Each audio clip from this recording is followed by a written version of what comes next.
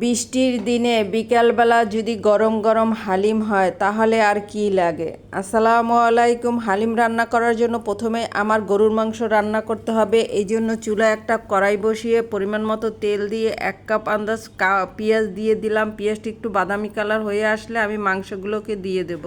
আমি কিন্তু মাংসগুলোকে একদম ছোট ছোট টুকরো করে নিয়েছি আর হাড় চর্বি সহই মাংসটা নিয়েছি।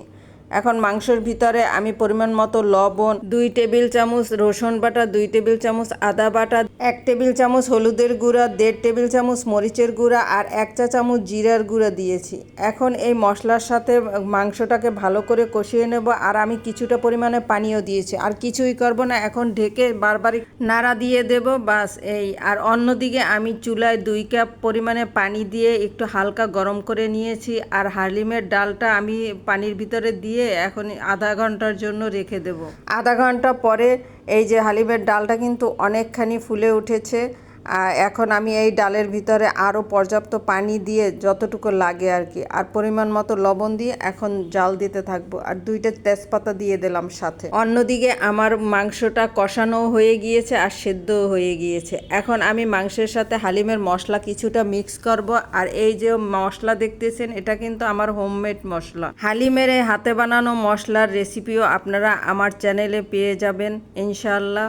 এখান থেকে আমি ভরে ভরে 2 টেবিল চামচ মাংসের ভিতরে দিয়ে দেব, দিয়ে আবার নাড়াচাড়া করব যতক্ষণ পর্যন্ত না মাংসটা একদম উপরে পুরোপুরি তেল ভেসে ওঠে। এই যে আমার মাংসের কালারও চেঞ্জ হয়ে গিয়েছে আর তেলটাও একদম উপরে ভেসে উঠেছে সম্পূর্ণটা। অন্যদিকে হালিমের ডালে কিন্তু অনেকক্ষণ জাল পেয়েছে। এখন আমি এই মশলা থেকে প্রথমে 1 টেবিল চামচ দিয়ে দিয়েছি, নাড়াচাড়া করে দেখি আরও লাগবে, হ্যাঁ আরও লাগবে, আবার আমি 1 টেবিল চামচ পরিমাণে দিয়ে দিলাম। মশলাটাকে ভালো করে ডালের সাথে মিলিয়ে দেব। আর একটা সিক্রেট মশলাটা হলো একটা শসা। এত মিহি করে কুচি করে নিয়েছি যে বোঝাই যায় না যে এটা শসা নাকি। এটাকে এখন আমি ডালের সাথে দিয়ে দেব, দিয়ে একদম ভালো করে ডালটার সাথে মিলিয়ে দেব যতক্ষণ পর্যন্ত না ডালের সাথে এই শসাটা একদম গলে মিলে যায়। বোঝাই যাবে না যে এটার ভিতরে শসা আছে নাকি। এটা দিলে কিন্তু টেস্টটা অনেক অনেক গুণ বেড়ে যায়। ডালটা কিন্তু আমার পুরোপুরি রান্না করা হয়ে গিয়েছে। এখন মাংসটাকে আমি ডালের সাথে মিলিয়ে দেব। অল্প একটু মাংস রেখে আমি সব তেল মাংস দিয়ে দেব ডালের সাথে, দিয়ে আবার কিছুক্ষণ আমি রান্না করে নেব যাতে মাংসের ফ্লেভারটা ডালের সাথে একদম মিশে যায়। হালিমের ডালটাও কিন্তু আমার হোমমেড। আমি এখানে মসুর ডাল, খেসারের ডাল, বুটের ডাল, অ্যাঙ্কর ডাল, মুগের ডাল, মাসকলাই ডাল আর হলো গিয়ে পোলাওয়ের চাল, গম, সাদা গম যে আছে ওইটা নিয়ে একত্রে আমি চুলায় ভেজে তারপরে আমি ব্লেন্ডারে আধ ভাঙা করে নিয়েছি।